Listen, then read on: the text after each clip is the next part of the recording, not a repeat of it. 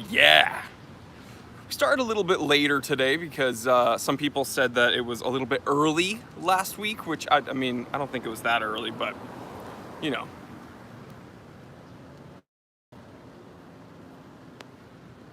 getting a. We froze a little bit there when I was putting on my AirPods.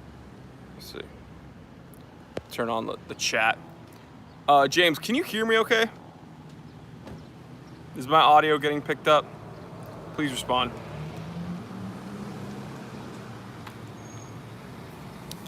What is going on? All right. Got a bunch of people here already. James K, moderator and certified T3 bot. Freedom Van is here. Cowboy Swami, Bad, the Stud, Bill McDowell, Duda. Oh man, you got a really cool first name, but I'm not even gonna attempt to pronounce that. Dean is here and he says the audio is A-OK. Isaac Javier says the audio is fine. Airwatch from Israel. Timothy. Steven says I can't hear the haters through these AirPods. Just Me is here. John Partridge from Minnesota. Timothy says, I'm down in your neck of the woods for a wedding. Well, enjoy. Unfortunately, it's incredibly hot this week. So you came when it was, pretty sunny.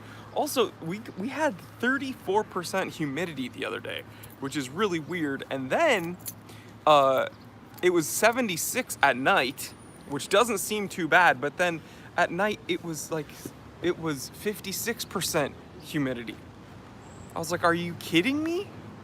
What am I, back in New England? So dry heat is all good, but then it is a little bit the humidity's a bit much. Dave Walsh from British Columbia.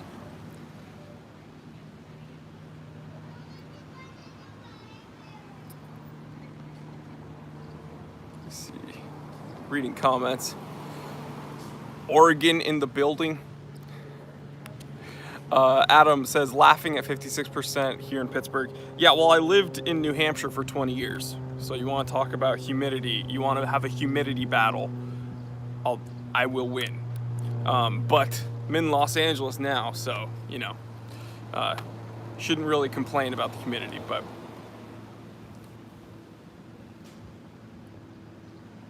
Rick Greens, T3 bot checking in from South Texas. So glad to be here. Love my T3 bros. Really missed you guys. Well, Rick, we missed you, bro. Thank you for joining us.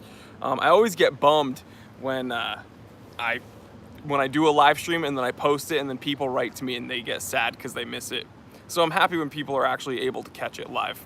And that's why I tried to do it a little bit later today, is because people said last week it was a little bit early, they said, some of the regulars. So. Super chat from Roger Alvarado says, my AD is offering me a rose gold day date green dial, 40 mil. Should I get it? What do you think they promised me on the root beer two-tone next? Well, the day date is much easier to get than the root beer two-tone currently. So I don't know why you wouldn't get it if you have the ability and if that's what you want, then yeah.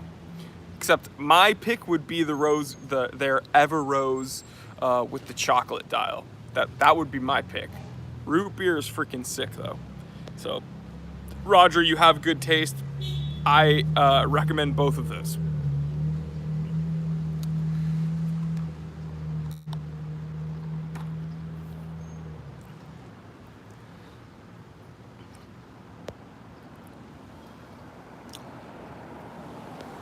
Young XLNC says, finally catching it live, only a few minutes into the stream. Cheers. Yeah, we pretty much just started. So, let's see, people. Sakari says, I live in Georgia. Your humidity woes make me laugh. Well, this is what I brought up last year, is that if I ever mention that it's warm in an episode, there's going to be like 10 people commenting where they live, and they're going to say that it's warmer. And if you say, oh, it's chilly here, there's going to be 10 people in the comment section saying, oh, well, I live here and it's chillier. So what you need to understand, guys, is like that's part of just conversation. And then also, you know, I came from a place that got really hot and really humid growing up. I can also admit that here in Los Angeles, it gets uncomfortable sometimes. That's fine. James K says, Jory can't even comment on the weather. I know, the most benign of like water bubbler conversation is now not okay because someone's gonna be offended. Chi-Town, California says, love that plaid shirt, Jory. Yeah, this is a very light material because again, warmer, sunny day. Just wanted to, you know, dress for the season, guys. Isaac says, my dealers offer me a Jacob & Co. double tourbillon turbo chronograph. Should I get it? No, you shouldn't. 30-year-old boomer says, I live on the surface of the sun. It's not so bad. Your humidity woes make me laugh. Rick Green, certified T3 boss, says, only buy a watch from an authorized dealer if they throw in a free Velcro valet. Nick Gill is here. What's going on? Adam55 says, sorry, my dude, just jabbing at you. No. It doesn't, it doesn't bother me whatsoever. I'm making conversation back at you guys. Sakari says, I understand. I'm just saying, even though you grew up in New England, that's not humidity. New England is quite humid. So I urge you to spend some time there.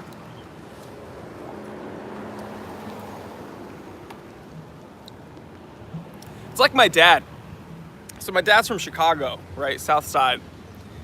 And growing up in New England, like us, like the kids and I, like my siblings, we would be like, oh, it's so cold. And he's like, oh, that's not cold. Chicago's cold.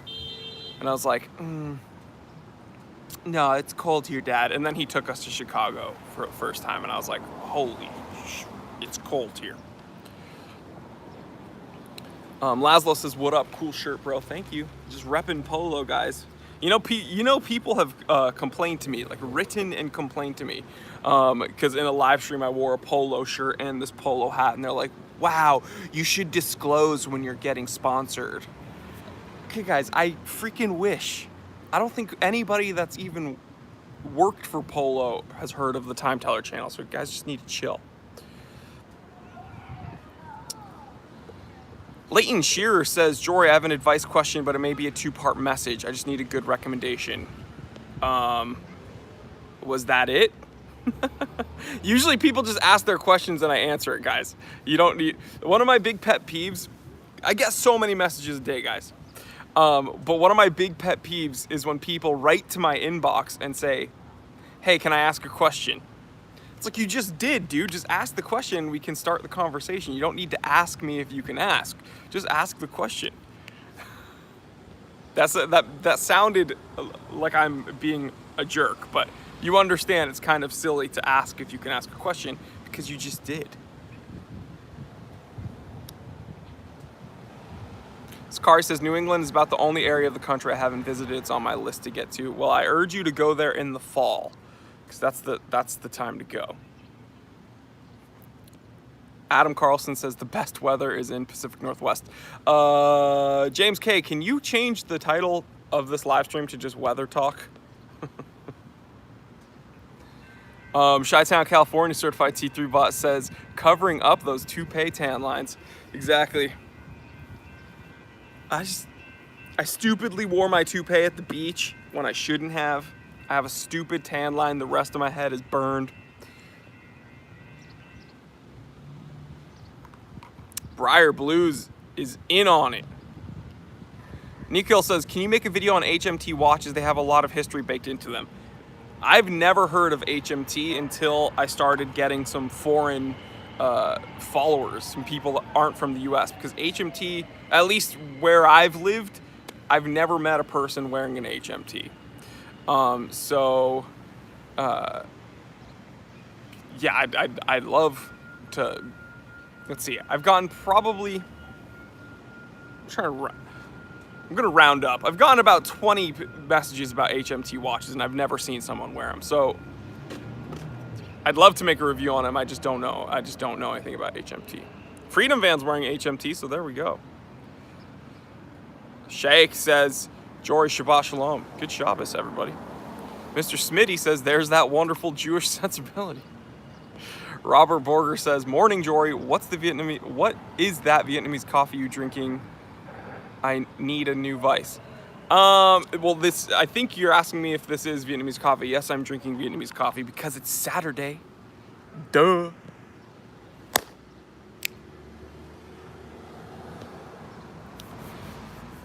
James K. certified T3 bot. It says, welcome to the Weather Chat with Jory. Drop a line about your favorite weather, and remember, he appreciates your precipitation. Spare me.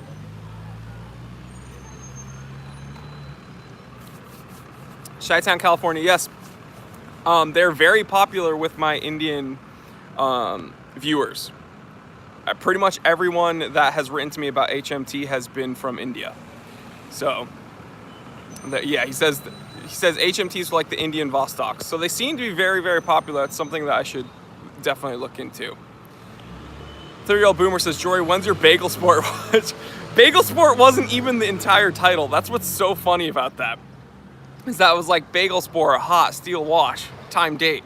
It was really long. Oh my God. Who saw that episode, guys? Who saw the Friday episode? That was a very fun episode to make. Pablo says, hi, Jory. Greetings from Uruguay. What's going on, man?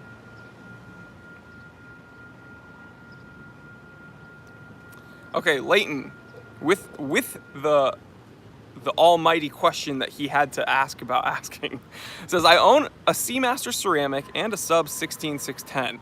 I'm looking to get another watch, preferably a sports watch. Well, you seem to have an affinity towards sports watches. It says, I'm mainly looking at the Rolex, like a Polar 16570, or he's open to an IWC, JLC, etc. What do you recommend for me? That's a very general question because you're saying that you want a sports watch and then you're just listing brands. So from IWC, what would you want? Like an Aqua? Let's see, what is it? Aqua Timer? Or would you want like the Jacques Cousteau Aqua Timer? Would you want one of their Pilot's watches? Because you could argue that a Pilot's watch is a sports watch. So would you want one of their Spitfires, one of their Top Guns? And JLC, again, that's just a brand. So you want a sports watch from JLC, what, like their Master Compressor, their Navy SEAL. If you're asking me to recommend one of those companies, out of Rolex, JLC, and IWC, you already have a Rolex, so I would go JLC personally. But if you want a sports watch, I wouldn't choose JLC. I would actually go for JLC's dress watches because JLC crushes dress watches. I think JLC is Holy Trinity, in my opinion. So I don't quite understand your question, Leighton. I want to answer it, but you're saying you want a sports watch, okay.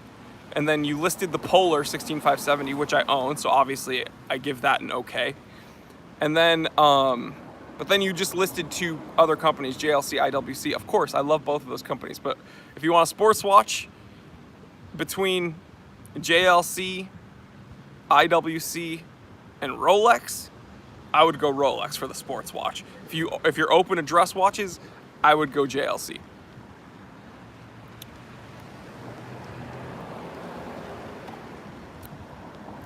Shaq says, why nobody talks about Blancpain? Blancpain is a very low-key company. They have some really nice dress watches. I always pay attention to their 50 Fathoms because I think that it's by far my favorite, one of my favorite sports watches. And they keep releasing ones that I want. So the weird triple date moon phase one they came out with like a couple months ago, I think is disgusting. But the new Hodinkee one does look quite nice. Of course it's limited. Of course it's going to be way more expensive than it should be. That's just the way of the world, unfortunately. 100 people here. We got some really good questions. 100 people here. Let's go ahead and do a wristwatch check. So guys, what are you wearing? And I'll show you what I'm wearing. Sorry, we're kind of in the shade here. Let's get some sun. Perlon.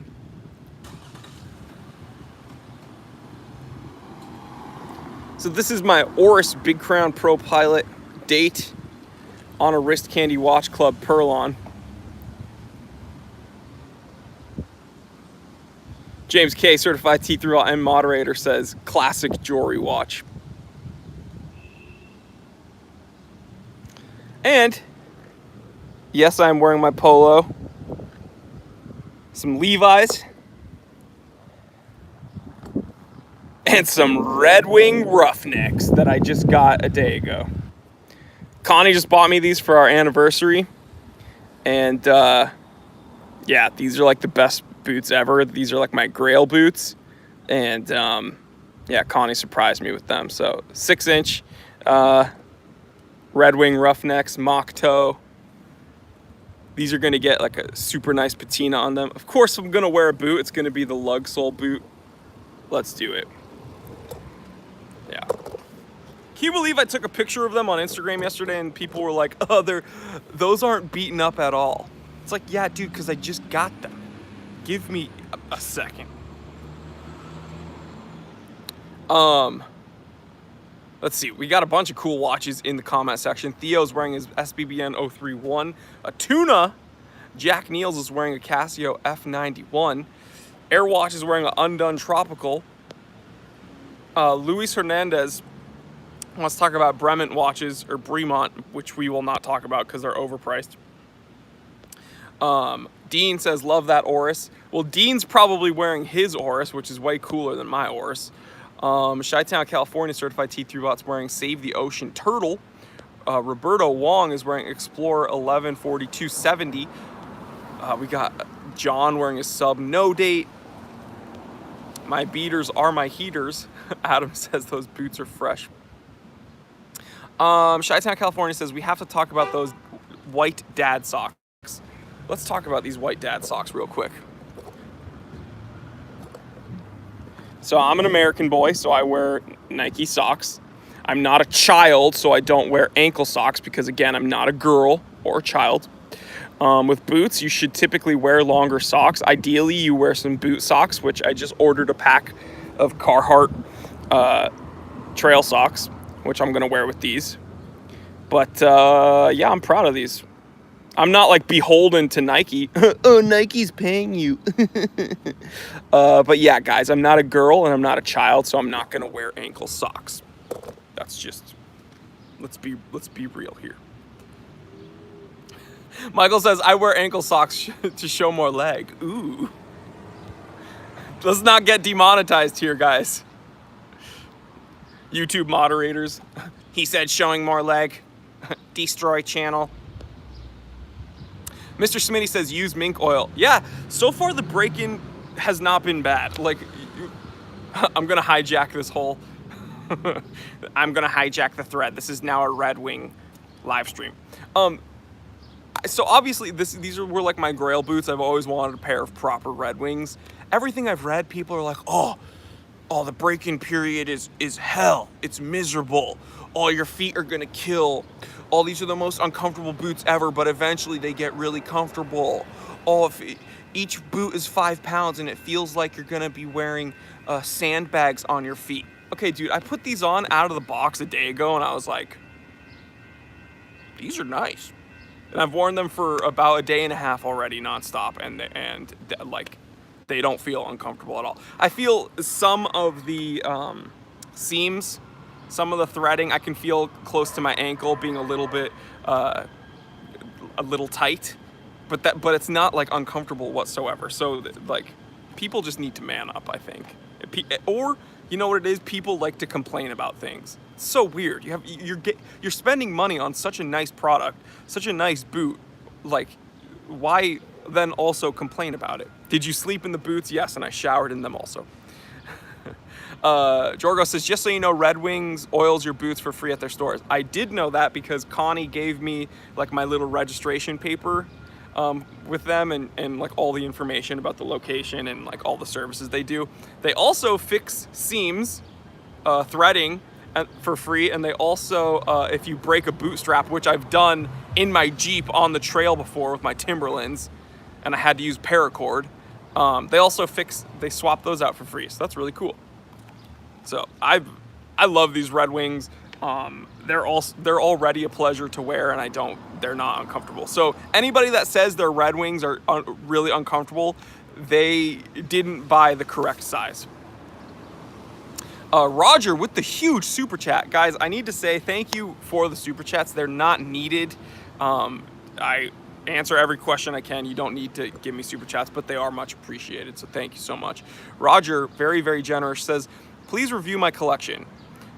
These questions are always very precarious, guys. I don't like doing collection reviews because I don't know what these watches mean to you. But I'm going to try my best because you were very generous with the super chat. He says, please review my collection. Milgauss Blue, Hulk Pepsi, James Cameron Deep Sea, Batman, Batgirl, Yachtmaster 40mm Rose, Sky Dweller, Rose Leather, GMT Gold, Green Dial. So I'm assuming you're talking about the solid gold Green Dial GMT Master, which is one of my grails actually. Root Beer Rose, White Gold Pepsi Blue Dial, so the newest one, I assume you're talking about the 2018, and the Pepsi Meteorite. Okay. So these are all Rolexes. All right, so let's knock these out, guys. I'm gonna start from the bottom because they're the ones that I remembered. Those are the words I read soonest, so they're on my mind. Pepsi Meteorite, not a fan. I'm sorry. Meteorite dials, it's very micro brandy. Not that there are certain micro brands I like, but I don't like Meteorite dials from Rolex. It just looks kind of ugly. White Gold Pepsi with the blue dial, that's the 2018 Baselworld release. I'm sorry, that's the 2019 Baselworld release, I believe. No, it's the 2018 Baselworld release. My bad. So that's fairly new. I think that's cool. I prefer the black dial Pepsi, in my opinion, but that's a cool watch for sure. Let's see, gold green dial GMT. So that's a solid gold GMT Master 2 with the green dial. That's the money, the money GMT Master. People also call it the Brad Pitt GMT Master because Brad Pitt famously wore one in a picture at some point. I actually really like that watch, and that's kind of a grail for me. That's a huge, like, power move watch. Okay, Root Beer Rose Gold. Are we talking about the two-tone? The two-tone looks really nice. The solid gold looks really nice. I actually do like the Root Beers. I'm a bigger fan of the GMT Master, the vintage Clint Eastwood Root Beer. I urge you guys to all check that out on a Jubilee bracelet. Sky Dweller Rose Leather. So that would, if we're talking about the Everrose Sky Dweller with the chocolate dial, it's gorgeous. Also, the Everrose Sky Dweller with the gunmetal dial is incredible. Yachtmaster 40mm Rose. I'm not a huge fan of that watch. Some people I follow on Instagram have that watch, and it looks beautiful, and they love it. I'm not a huge fan. Milgauss. I used to be a big Milgauss guy. I'm not a Milgauss guy. Hulk. I really don't like the Submariner Hulk. It's overplayed. The Kermit is the one to get. James Cameron Deep Sea, really cool watch, not something I would probably wear. Batman, initially hated it. It's growing on me now. So, yeah. Thank you, guys. Another super chat from Sakari1138 says that Tag Aqua Racer is a great sports watch. James, go ahead, put Sakari in timeout. BT says, hello from Irvine, California, rocking my Halios Seaforth in pastel blue. Well, how do you enjoy the Halios Seaforth? I know a lot of people that, a lot of my viewers and followers on Instagram have them and send me pictures of them. They seem to be enjoying them. Let me know, what's your take?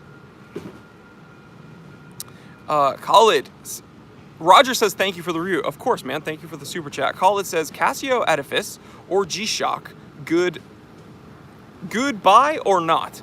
I don't have any personal experience with the Casio Edifice. I know a lot of my viewers have them.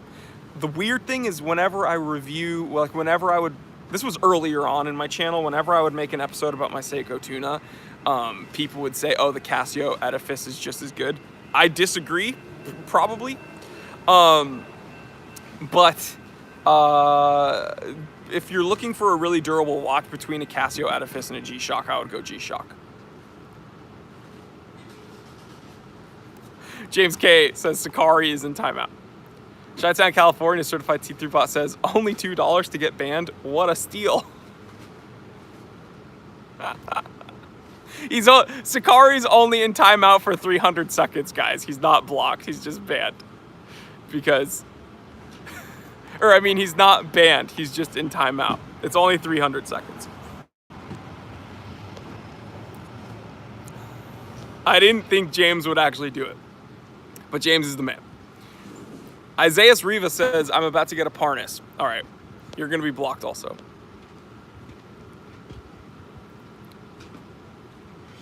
Just Me says, Jory was expecting the base camp 2 weeks ago, like you said, in the live stream, but didn't arrive. Yeah, you seem to be super upset about that. Guys, I can only work as fast as I can get the things to send out, right? So I've been waiting on the Perlon straps. We just got the Perlon straps for you. So you're getting 2 NATO straps and 2 Perlon straps from Wrist Candy Watch Club. I'm not going to tell you that I'm going to give you something and then send it out without getting it.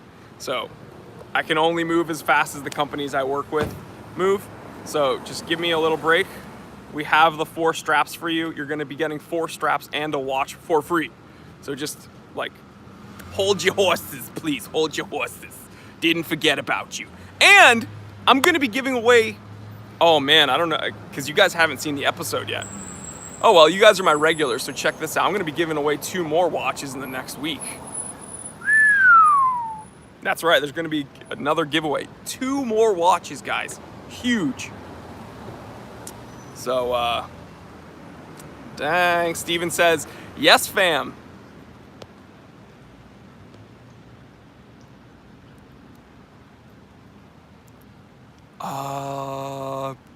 Kwang Don says, thoughts on Victorinox watches? Well, let me see.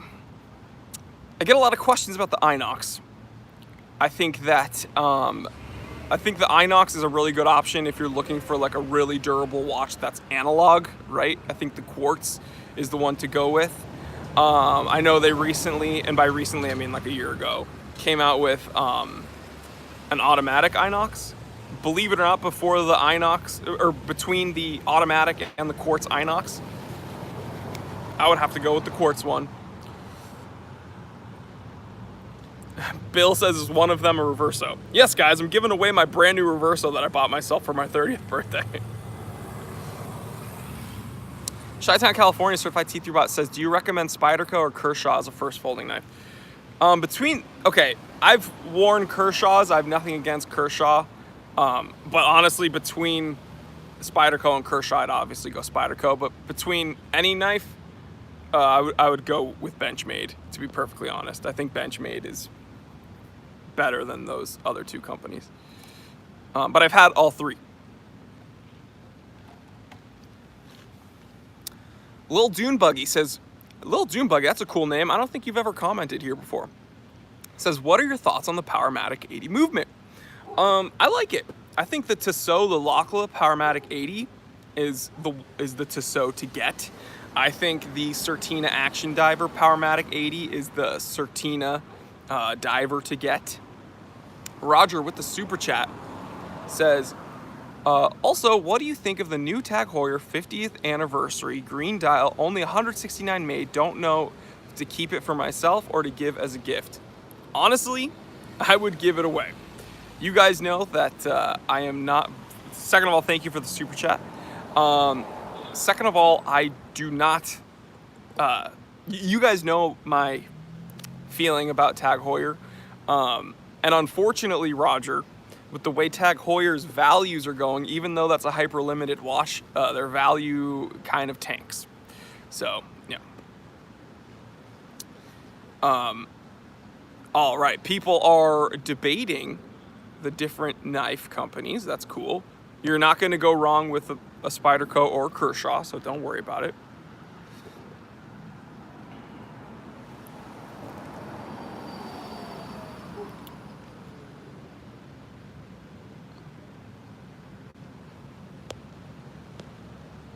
Let me see. Oh, Sakari's back. Okay, Sakari's back. Thank you.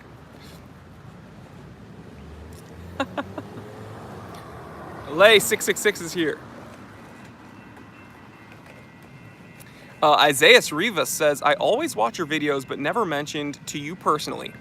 I enjoy your content. Hilarious, but also informative and insightful. One of my favorite YouTube channels. Well, Isaiah, those comments are what make it all worth it, honestly. Not that this is like, oh, such a grind making content. But I'm saying, like, it is very, very refreshing and kind of,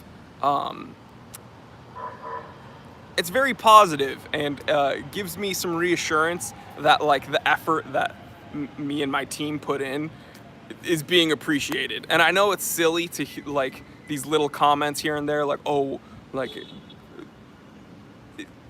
what I'm trying to say is not to sound cheesy, but those little comments are actually very important. And it makes it very reassuring to hear that. So thank you, Isaiah.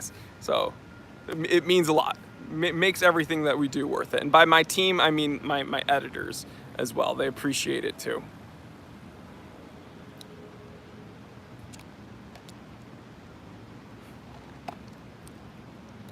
James says, George, do you want me to time out Sakari again? No, Sakari's good, but he's on thin ice. Leighton Shearer says, it must hurt buying the Reverso only to find out the real grail was the 58mm Nautilus Acuna, or whatever it's called. Man, how crazy. Leave it to Invicta to make a Nautilus homage, but bump it up like 20mm.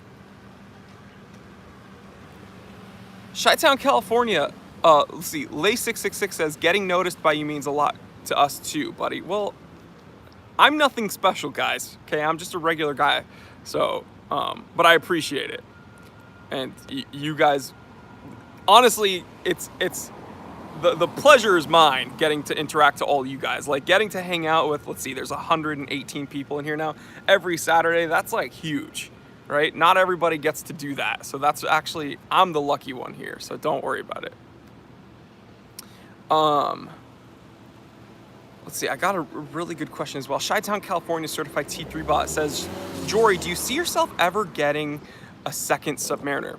You know what is the worst part about watch collecting? Nothing. Everything's perfect about it. No, the worst part about watch collecting is that you're never satisfied, right? So I have a 16800. You guys have all seen it. We all love it. Whatever. Actually got a comment last night on a video.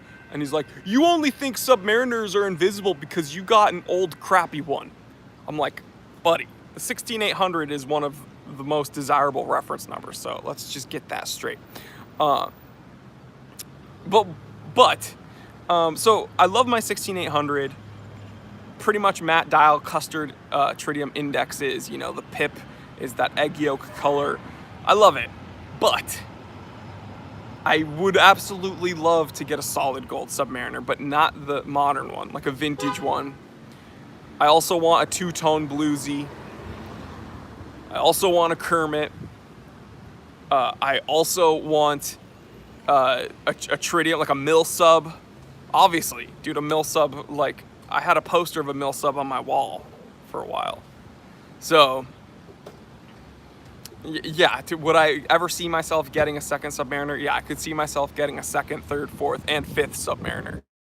So, yeah. Chi-Town says watch collecting is an illness. Roger says it's an illness. Robert says he missed the wristwatch check. Vietnamese coffee check.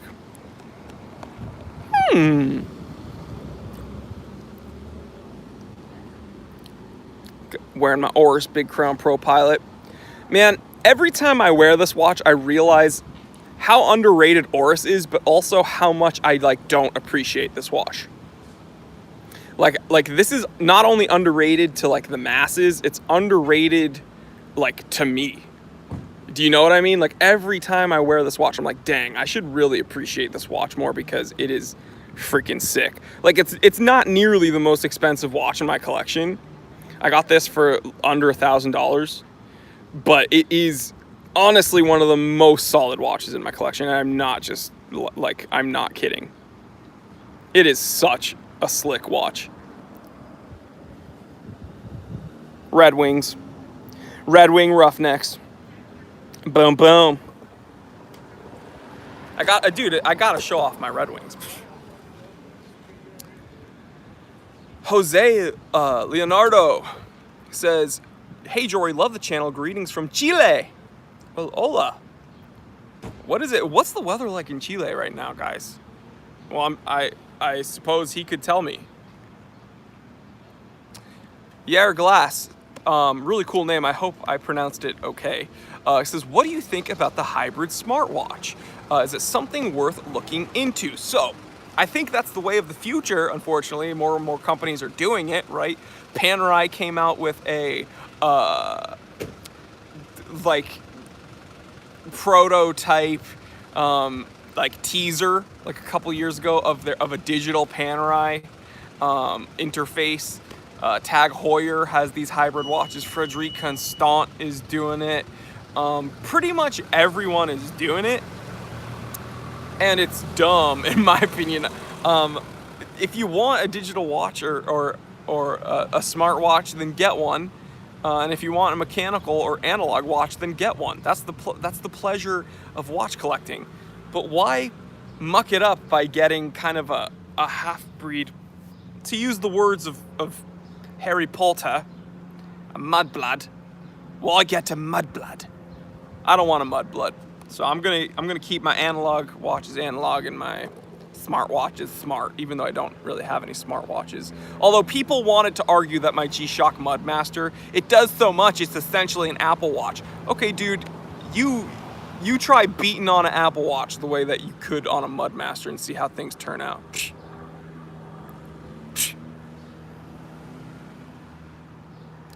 Taco says Chile is cold right now, specifically the south. Dang.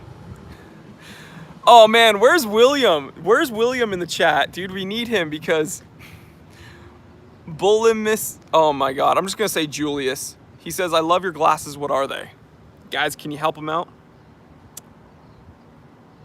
I got a glasses tan, by the way.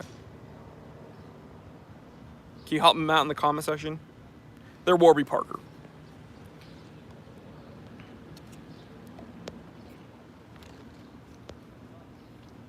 James K, certified T3 bot and moderator, says the Seiko Arnie is coming out soon too.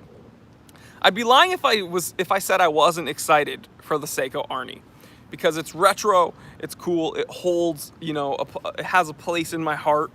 But I don't like that they've kind of cheapened it. The shroud is plastic and it's not resin. It's not like G-Shock resin where it can withstand a hit. It's the kind of brittle composite material. So if you bump it up on something, it's gonna scratch and potentially chip and break. That was my issue with the Digituna. When I got the Digituna in my hand, I loved it, and then I started wearing it for a little while, and I was like, man, I wish this was kind of that like blast resistant, like soft resin that the G-Shocks are made from. But it wasn't, so I gave it away. But the person who I gave it away to loves it, like absolutely loves it, so I'm happy about that. Lay666 says, of course, they're Warbies. Chi-Town, California, certified T3 bot says, Jorby Paka. Papa Shark is in here, says, yo. We got a new channel member. Hold the roll. Stephen Elias, new channel member. What is going on? Guys, I gotta go on my whole spiel. I make content Monday, Wednesday, Friday, live stream, rain or shine, every single Saturday. I film multiple times a day now for you guys. I have 2 editors. Huge project getting launched August 1st. Guys, you heard it here. August 1st. Huge announcement for the channel. I cannot do any of this stuff without my channel members, okay? My T3 bots, my certified T3 bots, my channel army. Can't do it with you guys. I can't do it without you guys, okay? And honestly, my regulars, everyone else that's here as well watching my content, I can't do it without any of you. So, huge announcement for the channel, August 1st. Be there or be square. And also, I just wanted you to know that honestly, the amount of content we make here at the Time Teller channel could not be done without people voluntarily joining my channel. So again, guys, you guys don't have to do it, but you voluntarily do it, and that makes me, believe me, at the end of the night, when I lay my head to rest and I count my blessings, each and every one of you are on that list. Seriously, thank you guys. Azad says, Jory Media Empire.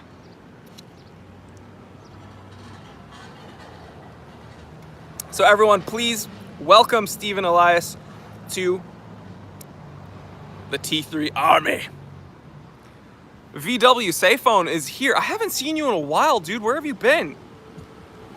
Sayphone has been with me literally since the beginning, but I haven't seen him in a while. D Chu says, just in time for the announcement. Sorry, so late, T3. It's all good. We're going to be here for a little while because I still got some coffee left. And we're only in here, it's only been 41 minutes, and I live streamed for a really long time. People complain that I live stream too long. I was like, whatever, nerd.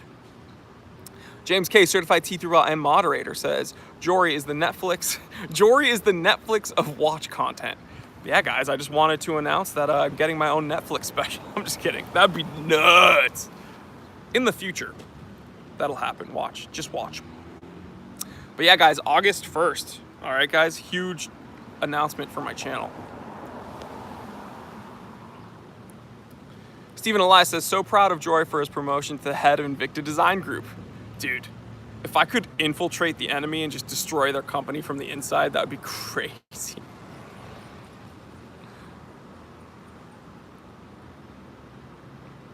Chi-Town, California, certified T3 bot with a really great question. Says, Jory, $100,000 to spend, new Porsche 911 or new Corvette? I'm gonna blow your mind. Here's what I'm gonna do. I'm gonna take that $1,000 and I'm gonna invest it. And then, no, I'm just kidding. I'm gonna take that $100,000. I'm not gonna buy a new Porsche. I'm definitely not gonna buy the new Corvette. But I'm gonna buy probably if I could find a really clean 964 C4 and just cruise, that's what I would do. And then I'd have money left over for maintenance. Or what I would do is I would take that 100,000 and I would try to find an RS America. I don't think that would, with the way prices are now on those, I don't know if I'd be able to find one, but if I could find an RS America in Guards Red for 100,000, then I would do it. But it seems like some of the prices are getting kind of crazy for those. Or like an old Club Sport, like one of the, I think it was a 930 Club Sport for 100 grand. I don't know, man. D Chu says the RS is your grail. You guys know me, man. Chi-Town, California says 1993 964 RS America in Guards Red. That's Jory's grail. You guys know me too well, man. If I could find that car if someone gave me 100 grand and said find a car, that would be the car I would try to find. I don't know. You know what's a huge bummer is, like 8 years ago I was looking at them and they were like 64,000 or maybe even less. I think I saw one 8 years ago for like 48,000. And then I looked like a year ago and they were like 98. And then I looked like this year and it was like 110. I was like, oh, that's it, man. Super chat. Siphone says, been busy as heck. Glad to be back. Much love, Timer. Yeah, dude, you were one of my first like live stream viewers. Catalino with the super chat. Thank you guys so much. Catalino says, up the likes, man. The Mustang Bullet, yeah, the original one in green would be cool. Michael Powell says the C8 doesn't have a manual gearbox. I don't think any cars nowadays are gonna have manuals. My STI and my Rubicon do, though. Nisha says, how much would you spend on watch straps? Would you fork out more money if the strap is on a high end versus low end? Well, it's a really good question. Here's what I'll say. I wouldn't buy a low quality strap, and price doesn't always correlate to quality. Not always. Sometimes it does. But I wouldn't put any of my watches on a strap that I wouldn't trust, right? So, for instance, I mean, the short answer is probably yes. Like, I'm not going to put on a really cheap strap on my Reverso. I'm probably going to spend a little bit more money on a high quality, nice fitted strap. But at the same time, you know, this is a Wrist Candy Watch Club Perlon that I think goes for like under 20 bucks. They're pretty affordable straps, but they're really good. Hadley Roma, you know, floating around similar price point. They're not the most expensive straps in the world, but they're really good. So, I have my Bubble Back 2940 on a Perlon that I got for 12 bucks.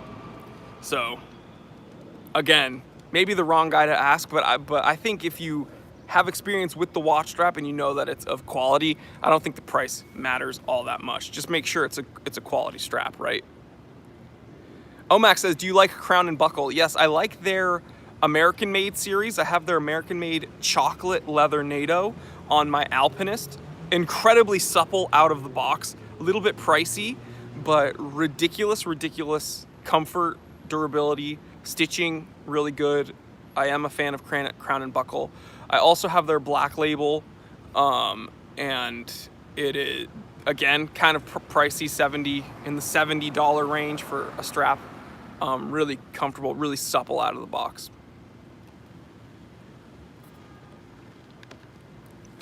Rishi Harish. I haven't heard that name yet either. First of all, William J says, tuned in late, only 31 likes. William, I was waiting for you because someone asked me which glasses I was wearing. Man, he should have been there. Don't worry, we'll get it. You're here now, so we're good. Rishi Harish says, Explorer 39 versus Speedmaster Professional. Speedy.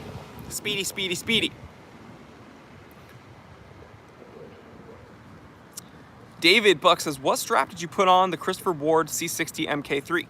I put on a Hadley Roma Cordura. Big fan of Cordura straps. Sayphone says, something I haven't asked, when did you decide to grow a beard? All right, guys, buckle up because it is story time. Are you ready? Are you ready? Tell me you're ready, and I'll tell you when the beard happened. Do you want to know? Because I will let you know. Let me know. Airwatch says, do you have an upper limit to the number of watches you own? No. There's literally no limit. There's no limit. Okay, people are ready. All right. It was sophomore year in high school. First of all, I started shaving when I was in 6th grade. I'm not kidding. Because I got that weird, like, dirt lip, like that darkness, and then I got that weird, like darkness down here, and then, like, it was kind of, like, patchy and gross on my sideburns. And so I started shaving in 6th grade. And that was when the whole awkward, like health class was happening, where they separated the boys and girls and they started talking about, like, your private areas. Really, a really awkward time. Anyway, so fast forward a few years, sophomore year, I finished sophomore year of high school, and I got into this program at Berkeley Music in Boston, the conservatory. And I got into this, like, summer program.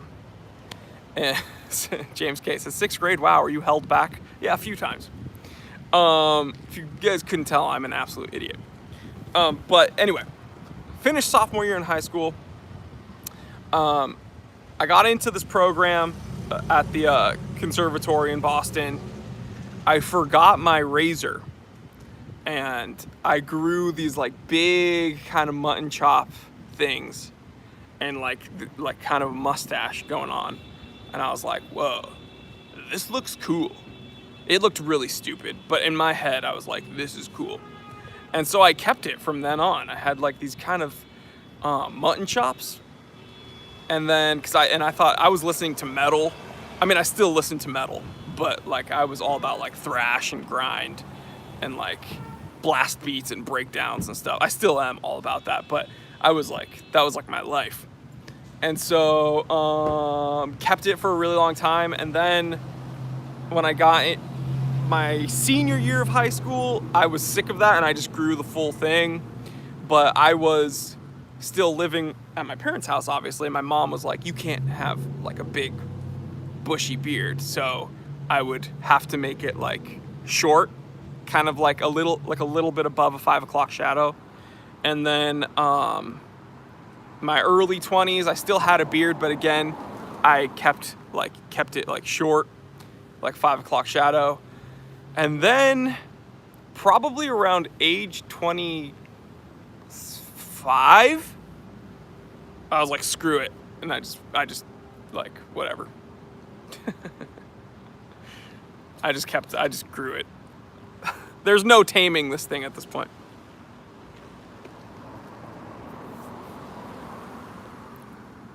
So yeah, that's my story, guys. Sorry about that.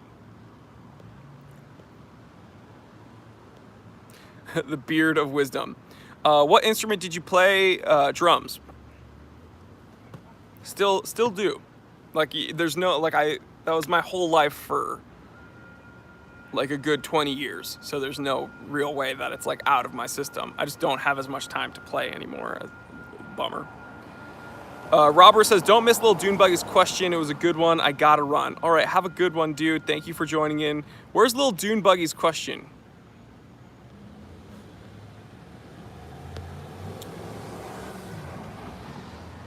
Can someone, where are my moderators?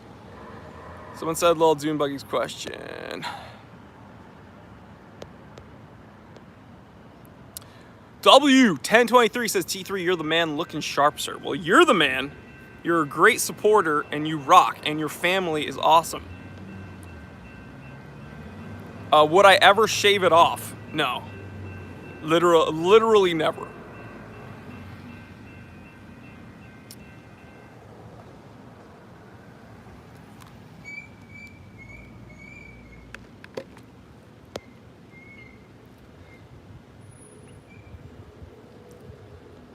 William J. says, Lil Dune Buggy, okay, I'm a big fan, but here's a bigger question.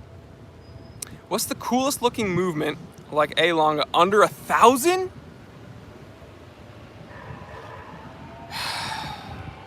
Coolest looking movement, but under 1,000.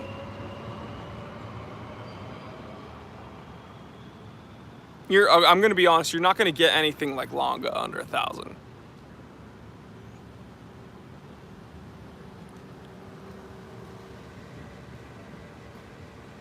You know what's funny, Nickel? Nickel says 1963. The Seagull 1963 does have a nice looking movement. That ST19 or the ST21. People argue about which movement it actually is. Here's another thing to consider. Stoa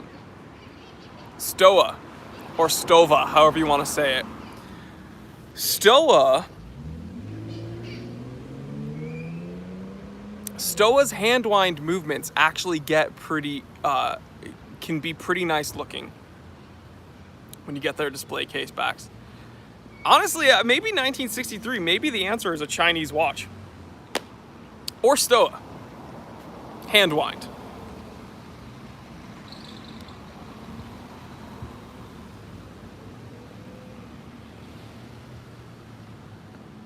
A lot of people are on board with the 1963.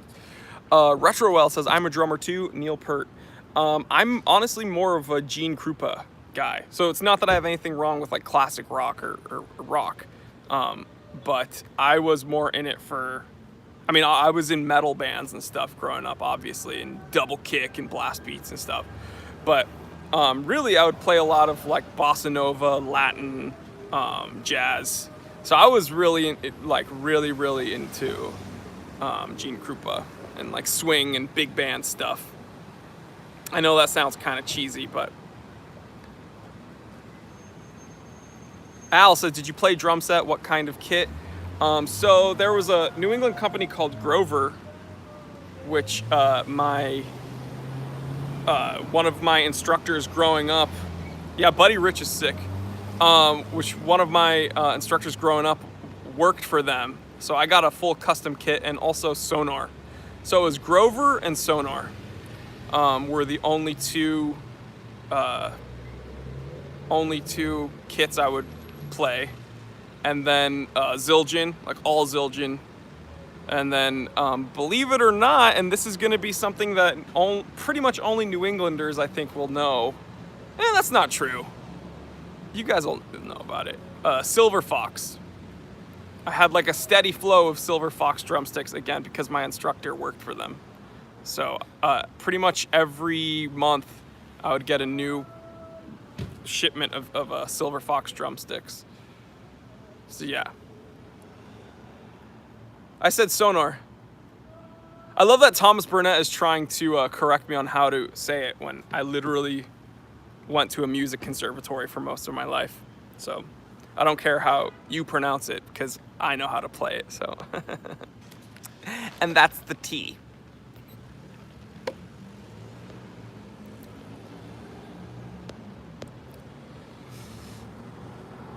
David Buck says, very cool, loved Buddy Rich and big band music. Yeah, big band's so fun to play, man. Chi-Town, California, Jory, did you ever go through? Yeah, a double kick phase? Yeah, dude. Obviously. Obviously. Because we would have to play, bossa novas, and we'd have to transpose charts and do all these things for school. So all the students and I would just go to the other majors, and then we would start metal bands because we're not going to play the same music that we had to do for class. You know what I mean? If class is all like Afro-Cuban and jazz and big band, obviously we're not going to want to play that on our free time. So we would just we would play like blast beats and breakdowns and just metal.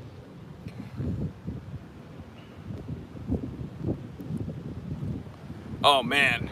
I was actually never a big Dream Theater guy.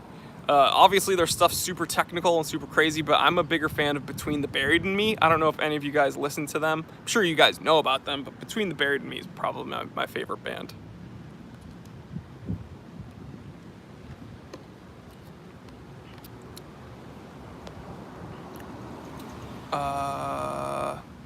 Sayphone says, but it's not tea, it's coffee. Exactly. How's the pole in your house? Still up? That's a lamp, actually, and it broke because my cats knocked it over. Retro Well says, this live stream session would be awesome with more cowbell. Needs more cowbell, baby.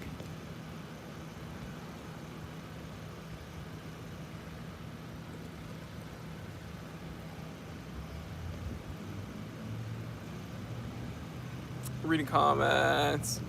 Jory doesn't do Nomos. Yeah, I'm not a big fan of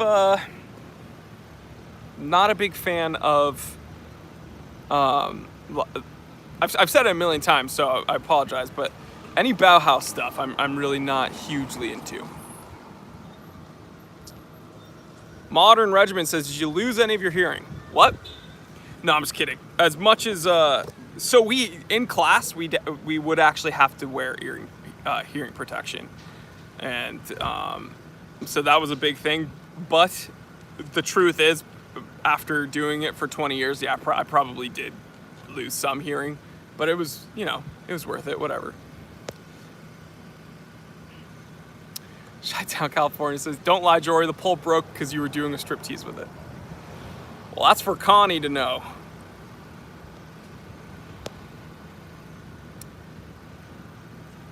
Omax with a great question. Oh, William, where's William J? Kwang Don says, what's your full-time job? William, or one of my other regulars, but William J has like a copy and has some copy pasta.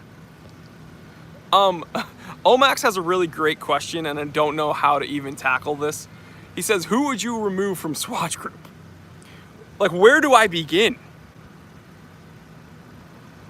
I know you're asking me about brands to remove, but I'd honestly probably start by removing executives, if I'm totally honest. I'd probably start by removing all of the people in charge. William J! Dab. William J says business consultant, fresh from the barber, drinking Vietnamese coffee, wearing Warby Parker glasses, driving a Jeep Rubicon or Subaru STI with the big guns. William J is freaking hilarious. I don't know if, okay. So there's a, where are we? So there's a Honda and there's my STI. Look at the STI's face, dude. It looks mean, huh? Looks like a fighter jet. Trying to zoom out. Also, someone said they missed the wristwatch check, so here we go. This one's for you, Chevy. Where are we? Give me some sun, baby.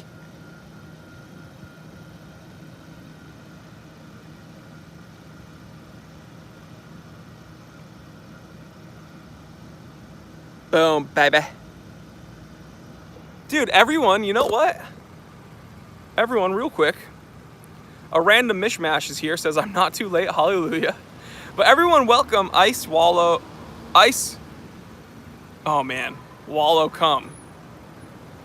Ice Allow come. I don't know what your name is, but welcome to the stream. Everyone welcome him, because he says he's new to the stream. So welcome.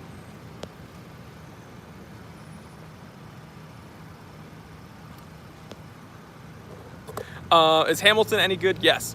Okay, so to go, this is gonna, I'm always hesitant to like preface, to like pre-frame statements like this, but this is gonna blow your mind, is what I'm gonna say. When it comes to who I would remove from Swatch Group, I would honestly remove Omega. And people are gonna be like, oh, here's why I would remove Omega.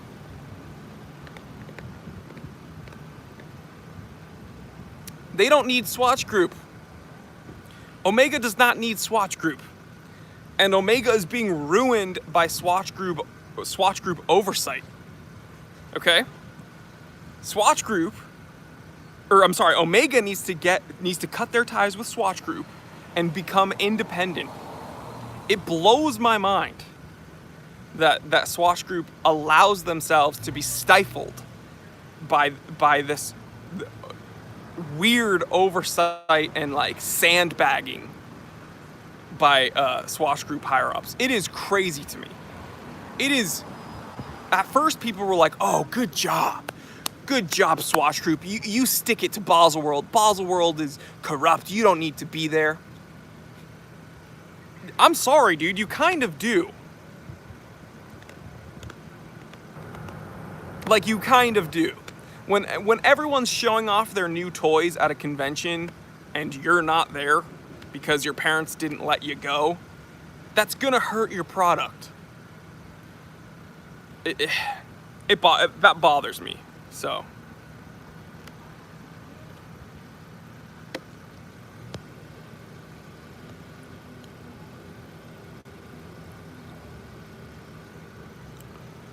Lee 666 says, Jory, have you modded a watch yet? If not, what watch would you change? I'm not a big watch modder. I think there are people that know a lot more than that and have a lot more experience than that than I do. So I'm not kind of the right guy to talk to about that, although I do have some people to recommend if you're interested. What would I change? I'd have to think about that. I don't really look at watches to mod them. The most modifications I do on a watch is changing the straps out, but that's not really modding. Thomas Burnett, okay, Modern Regiment says, whoa, that's very interesting. Thomas Burnett says, I agree with you on that one, Jory. Omega needs to spread their wings. Yeah, it's just, it's frustrating because it's kind of a twofold thing. Omega is being sandbagged by Swatch Group. And what I mean by that is they're being slowed down by Swatch Group. And then at the same time, Omega being in Swatch Group is actually taking resources away from other Swatch Group companies, right? Because it's this weird duality where Swatch Group pays most attention to Omega, but then also is slowing Omega down, and then because Swatch Group really only cares about Omega, other Swatch Group companies are feeling the burn, right? They're kind of being starved. So companies like Mito and Tissot and Hamilton, they don't really get the love that they should, even though Hamilton's actually doing quite well for themselves, if I'm totally honest. But yeah, really great question, so thank you for that. Dean says, couldn't Swatch Group do their own big trade show for their own brand? Yeah, and they claimed that that's what they were going to do. They claimed that it would happen this year, and it didn't. So. But another thing you have to understand is, Dean, let's say that Swatch Group did a big trade show for their own brand. Who would be bringing in all the views? Mito? Tissot? No. It would be Omega and maybe Hamilton. So it would really just be the Omega Hamilton show. Think about it. So the reason Baselworld gets all the attention is because it's not just Rolex. It's not just Panerai. It's not just AP. It's not just Vacheron. It's not just JLC. It's all of them. Piaget, IWC, Seiko, all of them are there at the same time. That's why it gets attention. So if Swatch Group did their own trade show, it's like, yeah, that'd be cool, and it'd be all their brands in one place. But who would really be going there to see Mito? As much as I like Mito, no one. It'd be there. It'd be Swatch Group showing Omega and maybe Hamilton. Just something to consider. Leighton says, Baselworld itself is dying. A Swatch Group trade show would fail miserably. People simply do not want to go to 2 Swiss events to attend and much prefer SIHH. I agree, SIHH is probably going to overtake Baselworld. Baselworld itself is not doing as well as it did, but I think it's going to survive longer than a Swatch Group trade show ever would.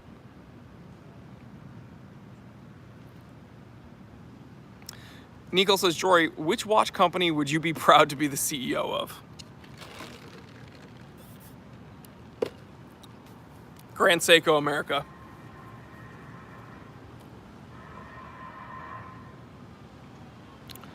Chi-Town, California says, Jory, am I the only one who thinks the Aquanaut is highway robbery? No, you're not, because I think the Aquanaut is like a worse Nautilus. And it's like for people who can't afford a Nautilus, but also have so much money that they're willing to just throw it away. I hate using the term, it's a poor man's. Because a lot of people say, oh, the Aquanaut is a poor man's Nautilus. You're not poor if you're buying an Aquanaut. You're just stupid.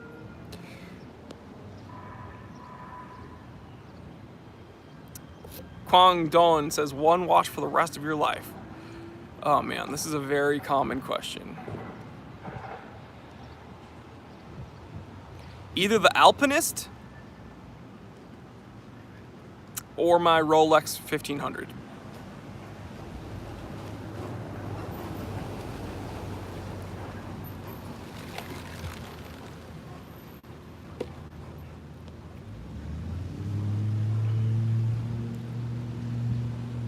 Siphon says Omega is in free fall if you ask me. Another thing to consider, guys. Okay, how many of you guys saw my episode recently about why Rolex is better than Omega? Who saw that episode? That episode got a lot of views, but it also, I got a lot of heat for it. And I think the people complaining about it weren't understanding where I was coming from. The reason Omega has the very strong perception of being a tier above, or Rolex has the perception of being a tier above Omega, is because Rolex has been stubbornly consistent, right? Omega throughout the years, like honestly, from the, I want to say from the 60s to the 90s, churned out so many freaking reference numbers and so many different variations within that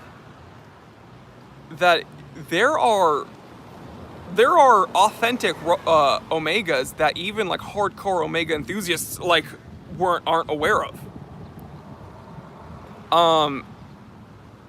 People are like, oh, you're just a snob that you don't like Omega. Okay,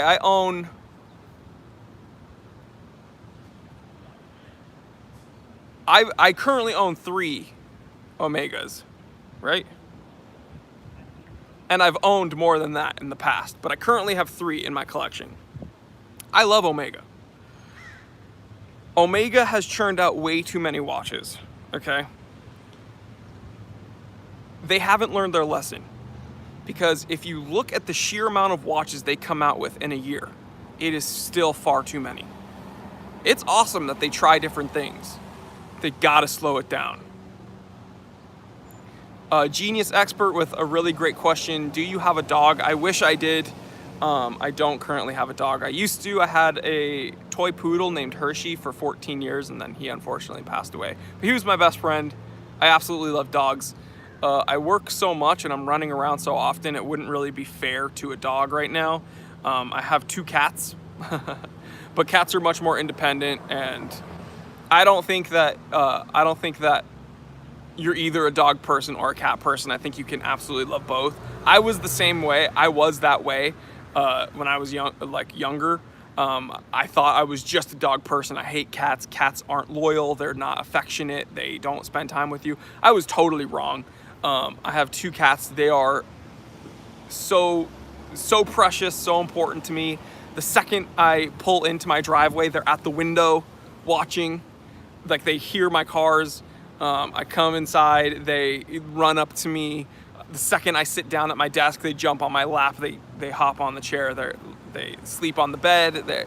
So animals are just, I mean, I'm a meat eater. Don't get me wrong. Animals taste good too.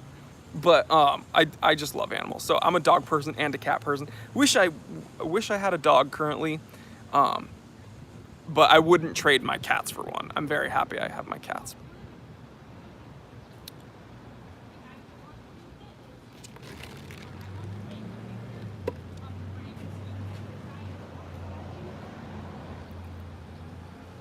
Reading comments. Nico says, minute repeater or tourbillon? Probably a minute repeater.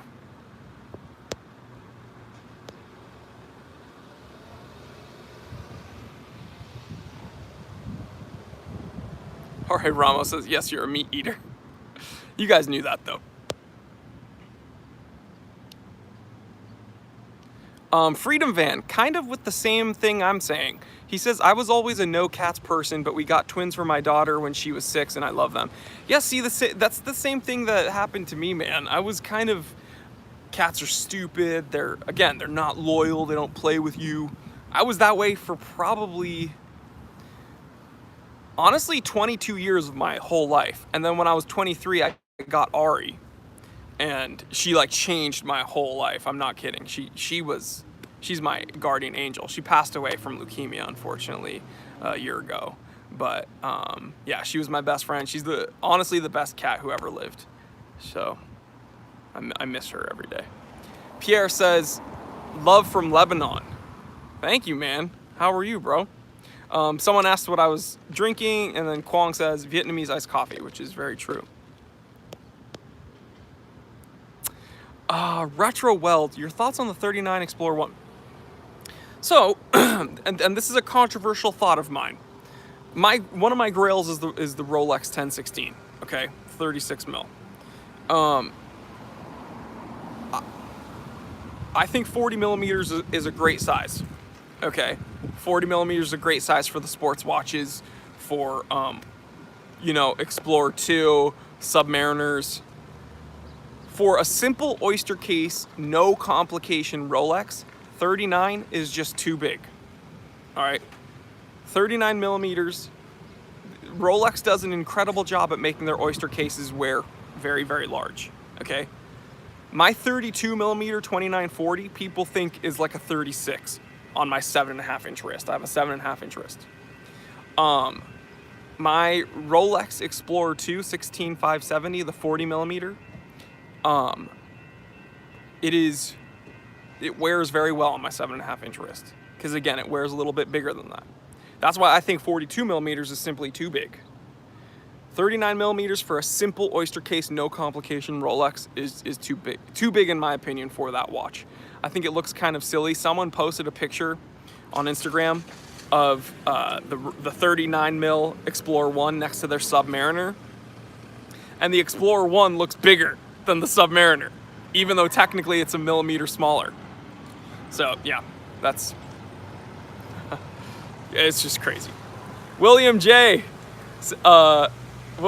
again with the, William J with the revised version. He says, business consultant, fresh from the barber, drinking Vietnamese coffee, wearing Warby Parker glasses, driving a cheap Rubicon or STI with the big guns and 7.5-inch wrist. William J, your check's in the mail. Genius Expert says, what's your favorite cuisine? Well, I always have to say my mom's cooking. I'm such a big boy because my mom was such a good cook growing up. But if I had to say like favorite cuisine to go out and get, honestly, I'm big into Chinese food. And I'm not talking about the like typical Chinese takeout, although that's very good. I really like hot pot. Like hot pot is especially like in fall and winter. Hot pot's so good, man. You can eat a ton of meat. Pick a good broth, like a good soup base. Throw some veggies in there. Eat it with rice. So, dude, yeah, I'm really into like traditional hot pot is super good. Also like Japanese food. Is Cajun food spicy? Cajun food can be quite spicy. I actually really like Southern comfort food. I'm a big fan of that as well. Chevy Guy says hot pot is so good, gotta get the hot broth. Amen, dude. You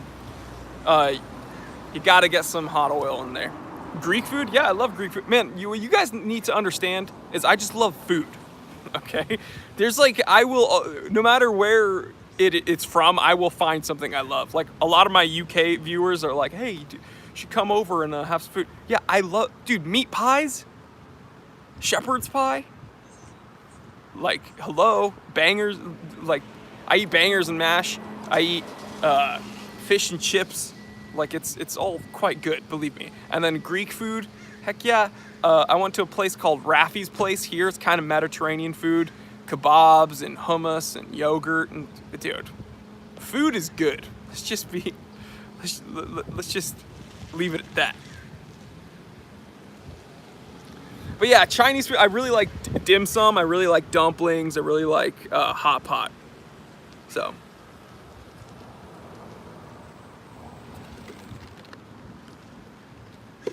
Chevy Guy. Cartier worth getting new or better buy used? Do they hold value?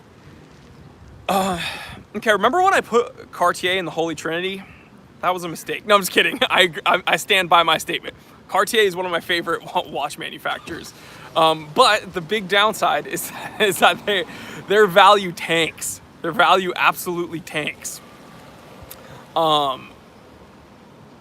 if you can buy a good one used, I would go used. Omax says hot spice Chinese Sichuan. Oh, like Sichuan? Sichuan food is specifically like the numbing spice. So I'm not huge on Szechuan like numbing spice. Connie is really into that. I like spice, but not to the point where it like numbs my mouth and I'm like, blah, blah, blah, blah, blah, blah. I'm not into that. Seth says, would it be okay if I put a vintage Seiko Pepsi on an olive green strap? Yeah, why not, dude? Go crazy. W says, all of that sounds too good. Dude, it is super good. Genius Expert says, where do you live? I live in Los Angeles, so I have access to like every kind of food in the world. That's one of the big pluses about living in like a metropolitan area. You have a lot of got a lot of options when it comes to good food. Siphon says, favorite food to cook, not to eat, but to cook. Me personally, honestly, steaks. As simple as that sounds. I make a mean steak, guys. So probably just basic like grill food. Like trying out different ways to cook different cuts of meat, grilling up some onions, getting a good caramelization going on there. I'm not a very good cook, but I can make a good steak. But that's what Connie's for. And my mom. They just cook for me. I'm just kidding. Again, I'm gonna get demonetized. It is confirmed, Jory does not respect women. Shawarma, I love shawarma. Falafel, love falafel.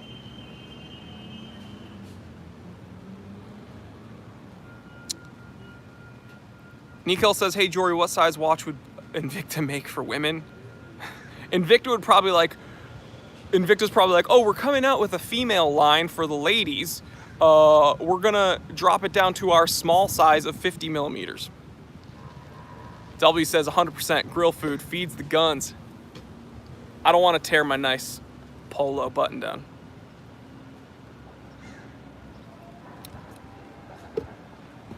Isaac says, what do you think about the effect of Hong Kong on the first half of watch sales? Hong Kong affects the market greatly because, and I'm going to say Chinese, even though, you know, Hong Kong wants to separate themselves from mainland China. But the Chinese market greatly affects watch sales. I have a feeling they have a lot to do with the Rolex sports watch availability or lack thereof. China has a lot of watch buyers out there and they have a lot of money.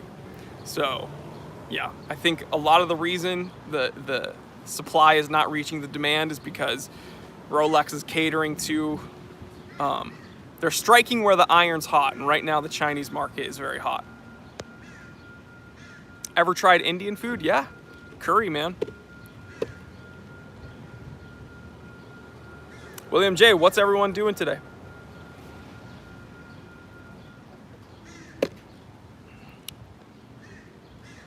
Genius Expert, what would you do if you saw a dog holding a gun and rob a bank? I would tell him to sit and roll over and stay.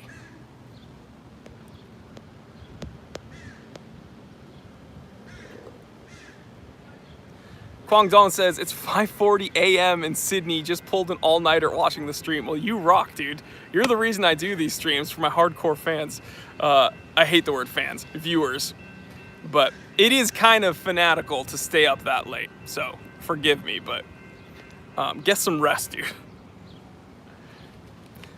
Chi-Town, California says, I love Ethiopian food. Here's what's funny about Ethiopian food.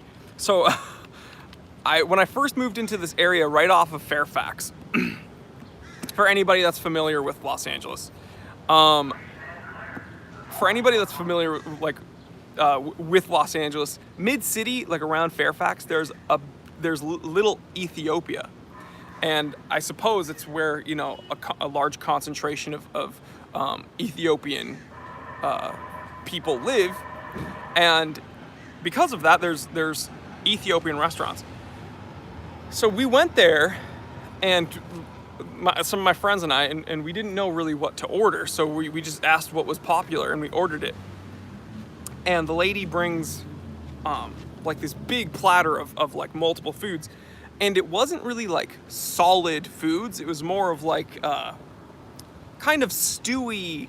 It was like stewed meats and like peas and like beans and stuff. And it looked very good. But so she put it on the table, and we were looking at it. We're like, oh, awesome! And then we looked around, and there weren't any napkins or silverware. And like we asked, we're like, hey, can we get like 4 place settings? And she brings out this like spongy bread. And she's like, here we go. And then we were concerned that she didn't understand us. So we're like, oh, to eat, could we get some place settings? And she just pointed at the bread. And then we looked around and everybody was using the bread to eat, and we were like, oh, okay, that makes sense. So it was a little bit of culture shocking, because we were like, oh, like here we can eat with our hands. And so then we just went crazy, and it was fun. Yeah, it was good. It was like saucy. Like, comment. Someone here said saucy food. Yeah. So it was kind of like we had oh man, I wish I knew exactly what we had. We had a bunch of like saucy meats, and there was some type of beans, like maybe lentils or something, and peas. It was really good, but again, what I'll tell you is it wasn't beard conducive. If you have a beard, just be sure that you got a napkin in your pocket, because they didn't have napkins there, and they didn't have place settings. So our hands were very dirty, and our faces were very dirty. But the food was good.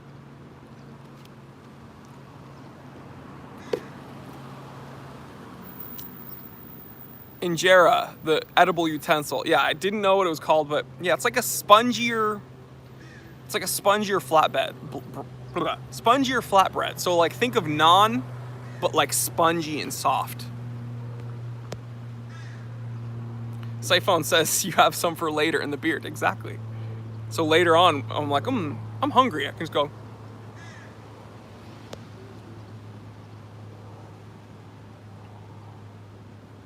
Reading comments.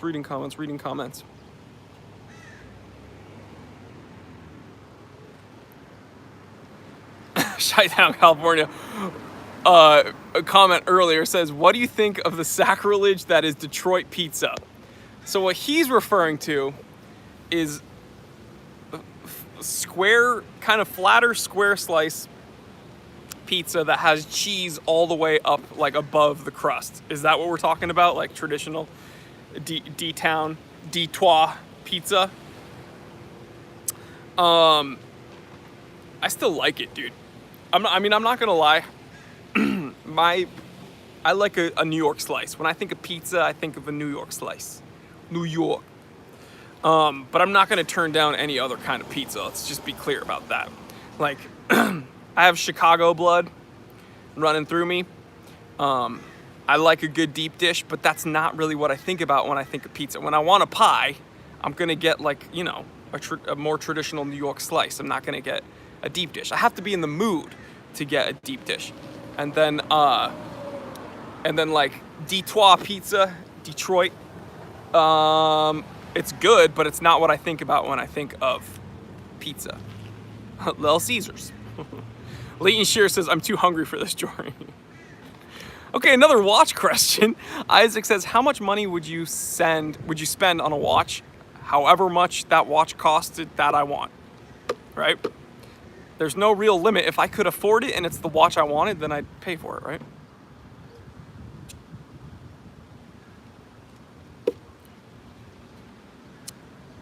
Rohit says, cheesecake's the classic. Yeah, dude, New York cheesecake. Why not? The only thing I don't like from New York is their clam chowder. They don't make clam chowder. That's just tomato soup. If you want clam chowder, you get New England clam chowder. None of this Manhattan clam chowder. It's red. Who puts tomatoes in their clam chowder? It's just tomato soup with some fish in it.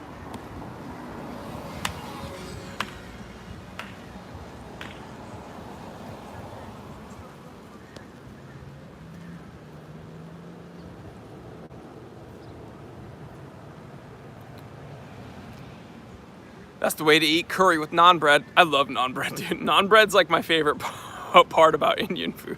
I'm like, can I get more of this garlicky naan bread? What camera am I using? An iPhone 10. But that's not the camera I use to film my episode. It's just the camera I use to live stream.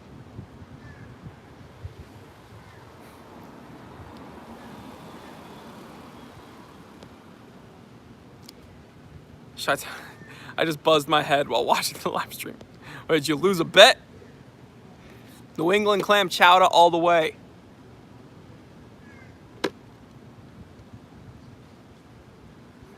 Greem says, your diet sounds sophisticated. I eat from KFC bucket. There's nothing wrong with that, dude. KFC is Awesome. You know what? I've never had those Bojangles. I wish I had Bojangles. Genius says, why are there so many beautiful ladies? I wish they all could be California girls. What am I drinking? William J, let him know. What am I drinking? Clams don't sound kosher. Well, I don't keep kosher, man, so.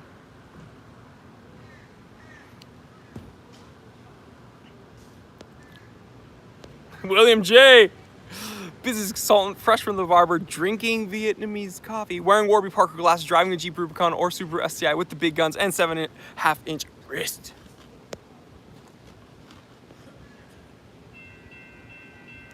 Thomas Burnett, what do you think of the Doxa Deep sub? The Doxa sub. Like the 200 or 300. I think it looks cool if you want like a retro cushion case diver. I love cushion cases. I don't like their release of the solid gold Doxa with the orange dial. Those two finishes don't go with each other, in my opinion.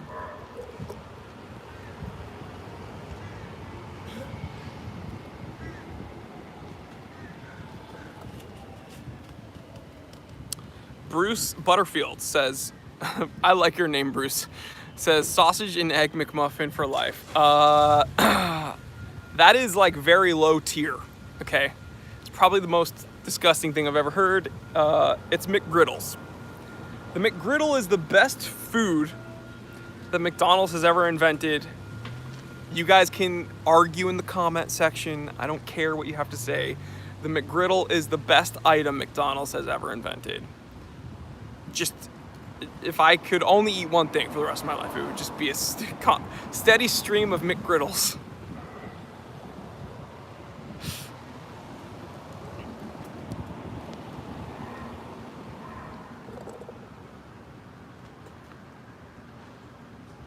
Isaac says, I have 500,000.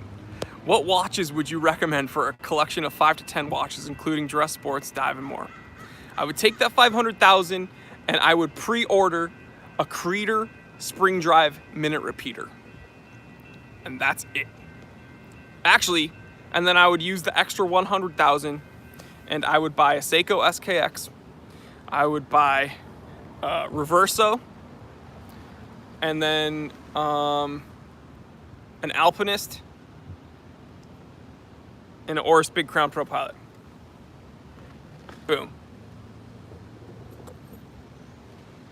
Remember when Mick D made fries with beef tallow and lied about it and didn't tell anybody?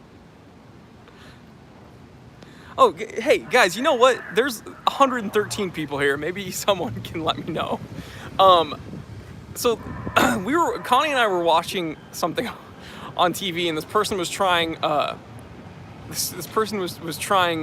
kangaroo meat. And he was talking about how it's super lean, and it's good in certain things, but it's not good in other things. And I was like, well, I've never had kangaroo.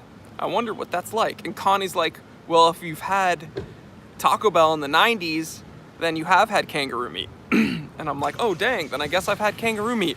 But then what got me thinking is like, is that real? Like, did that actually happen? Because I remember people talking about that, but is that real, guys? Remember in the 90s when, I mean, some of you guys might be too young, but do you guys remember in the 90s when people were like, oh, it's horse meat, it's kangaroo meat in Taco Bell. It tastes delicious, whatever it is. But was that a thing? Like, can anybody confirm that? Maybe one of my moderators?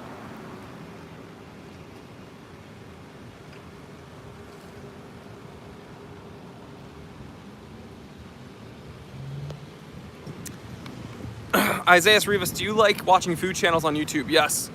Connie and I watch Bon Appetit. That's a really cool, that's a really fun channel. They have some nice shows on there. It was, yeah, Bon Appetit makes some really good content. It's fun. They have some nice personalities on there.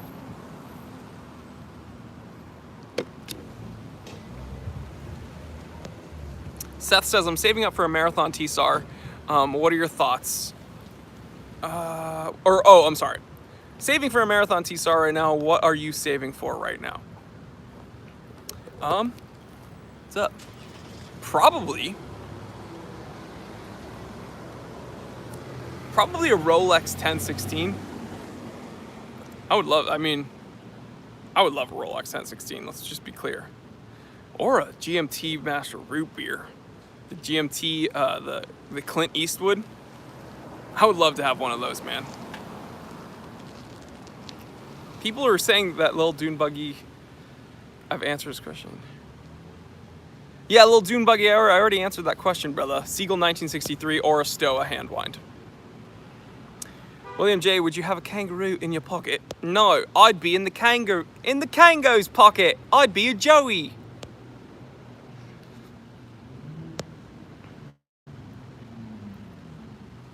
Les Baker, welcome to the terrible, terrible, crippling addiction that is watch collecting. He says, new to the world of watch collecting.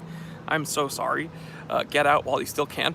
500 bucks. Where do I start? Well, here's where I think you start, honestly, and it's a shameless plug, Les. What I think you should do is go to my playlist on my channel. This may sound like a selfish, shameless plug, but honestly, I'm doing this for you. Go to my channel's homepage and click the playlist section, and then go to the section videos for new watch collectors. One of my moderators, James, can you link that? I don't know if it's possible. Anybody who is new to the watch world here, like Les, go to my playlist videos for new watch collectors. In that playlist, I have numerous episodes talking about best watches for, sub $500, $100 watches, this and that. So that'll give you an idea. You'll get a lot of options there. But also, maybe check out brands like Hamilton and Seiko. I think there are great options in those brands. You're getting a lot of value there, a lot of bang for your buck. Dave Nolan, how many watches are too many watches to have? There's never enough.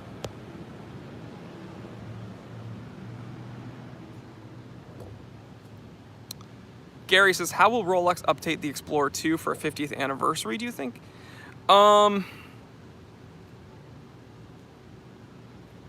That's a good question. I don't know. I honestly don't even know. Watch, they're gonna release it with a Jubilee. Be like, whoa, we put a Jubilee on it. It's only gonna retail for $7,000, but we're gonna hold it back so that everybody wants to pay like 20, and then we're gonna put a 10-year wait list on it. Cowboy Swami, wearing a bracelet ever wear out lug holes? I've never experienced that.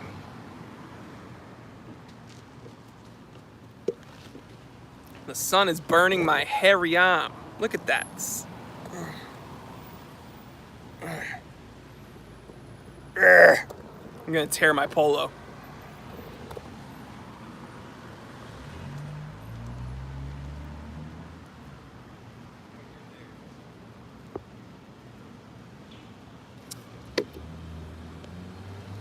Reading comments. Man, if they made an Explorer 2 in white gold, that would be the dumbest thing ever. Saying precious metal. I mean, I don't know if I'd even put it past them at this point. But the Explorer 2 in a soft precious metal, that kind of defeats the purpose of the watch. But Nico, what's the worst dial material you've ever seen? Probably meteorite. I really don't like meteorite dials. Little Dune Buggy, do you have a girlfriend, Jory? Yes. Yes, but she doesn't exist and I made her up. It's actually an anime girl. You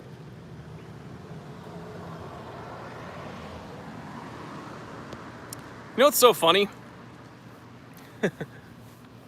So I once in a while make references to my girlfriend, but in my older episodes when I would unbox some of my Seiko Presage Sorry 082, and I said, oh, my girlfriend got me this watch, I'm very excited to unbox it. People were like, oh, yeah, right, this loser has a girlfriend. Yeah, right. And so I'd, reference my girlfriend in some other episodes, and they'd be like, oh, this loser claims he has a girlfriend. Yeah, right. So then I made that episode, the 3 tiers of field watches. And Connie Connie and I went on a hike and I filmed it, and people were like, whoa, who'd he pay? Wow, this nerd paid some girl to make a video with him. What a so you're never gonna satisfy everyone. But yeah, she's just an actress that I pay to be in my Instagram posts and my YouTube videos. And Dean with the support says, also his hat's covering a toupee. Yep. Sayphone says she's a bot. James K, certified teeth bot and moderator, says she goes to another school. Okay. I have a girlfriend, you just never see her because she goes to another school, okay? I thought she was a clone, exactly. Someone said they did that to the sub. Yeah, Nolan, they did. They did put precious metals on the sub. The thing is, water is more gentle than like actually going cave dive, like spelunking and stuff. The Explorer 2 was made to like go like exploring rocks and stuff. So it'd be kind of silly to make it a precious metal, but I wouldn't put it past them because you're right. They made the sub in precious metal. So what's stopping them? Chi-Town, California. Connie doesn't wear her watches, so we had to hide her away. Sayphone says, she's a bot, don't forget. Sayphone says, your woman is gorgeous, and I'm gay. You're the man, Sayphone, you're hilarious. But she is gorgeous, so. Dishu says, Connie is an homage, eh, Jory? Nope, she's the real deal, baby.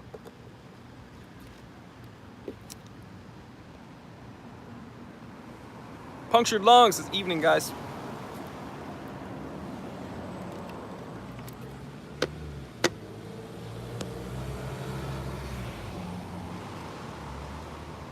Reading comments, reading comments, reading comments.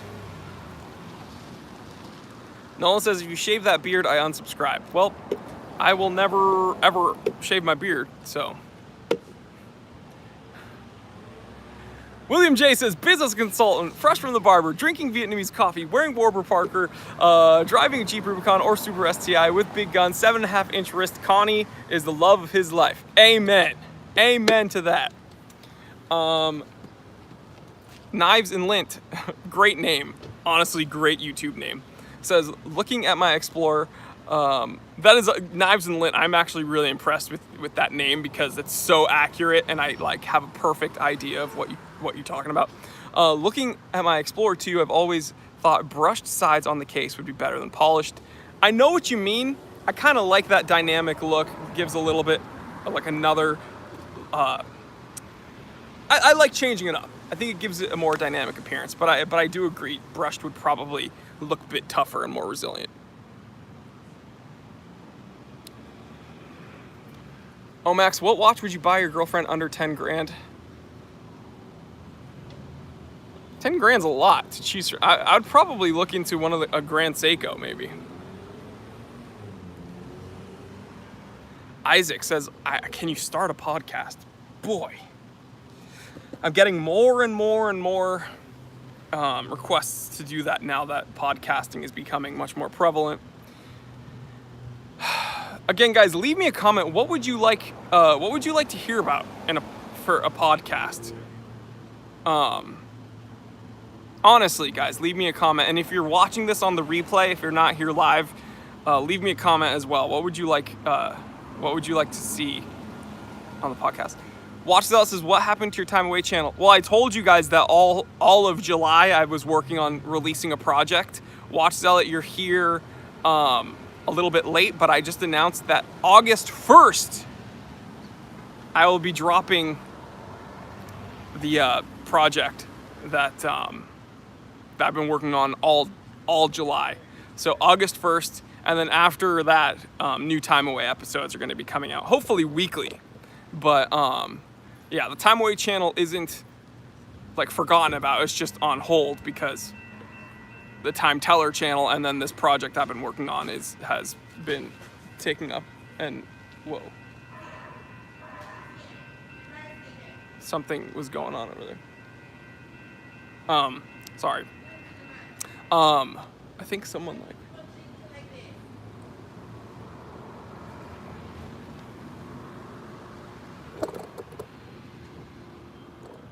Yo, wait.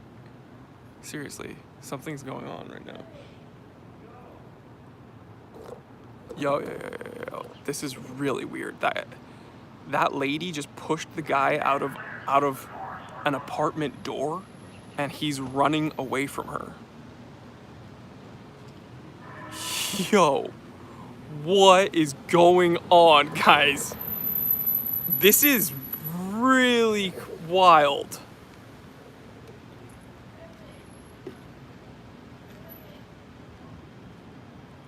Dude. I heard like a ruckus and I thought a dog ran out of a door, but she like pushed him out of a door and now he's running away from her. Holy cow. Whoa. I was just about to end the stream too because I'm like out of coffee. Dude. Whoa. I'm changing sides because of the sun, but that was freaking wild, guys. Oh man, what a treat.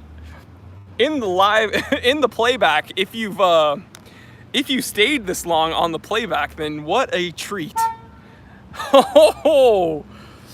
Ooh.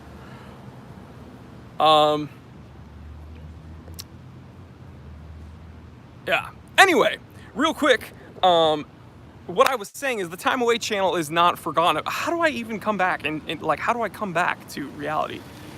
Get back to reality. Oh, there goes gravity. Oh, mom spaghetti. Mom spaghetti. Mom spaghetti. Mom spaghetti on your sweater already. Mom spaghetti. All right. So the Time Away channel has not been forgotten about because I actually really am excited about doing more traveling and overlanding and food stuff on that channel. If you guys are interested in that. But I also was very upfront with you. I told you guys that I was going to have to put it on hold for July because I was working on this huge project that is going to be released August 1st. Yeah, these guys are my bros. Whenever I'm done with my stream, I just jump in there and then they drive me away. So yeah, very, very, very excited for the Time Away channel. I don't even know how to get back to what we were talking about after that. But in a podcast, what would you guys like? Watch that. That's LA for you, man. William J says August 1st. Jory's gonna stop a robbery.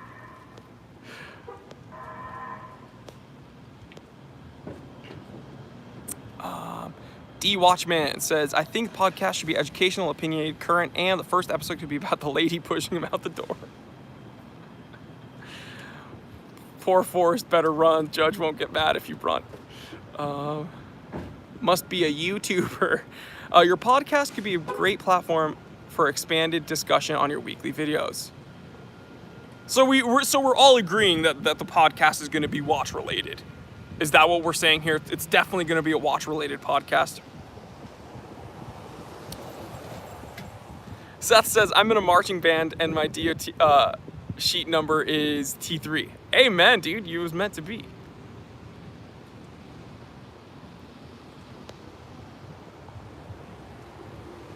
Taylor Parker, co-owner of Warby Parker, says, man, YouTube sucks. They didn't tell me you were streaming.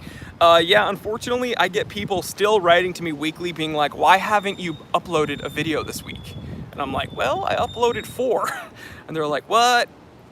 So yeah, YouTube is very hit or miss notifying my subscribers when I upload. But please hit the bell icon if you haven't already.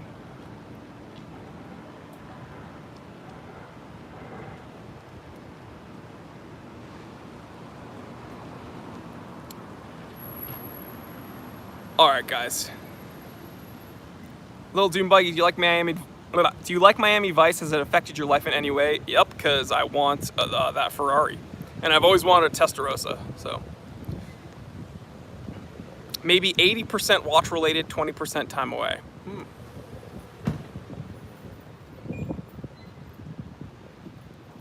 YouTube hates you, yeah.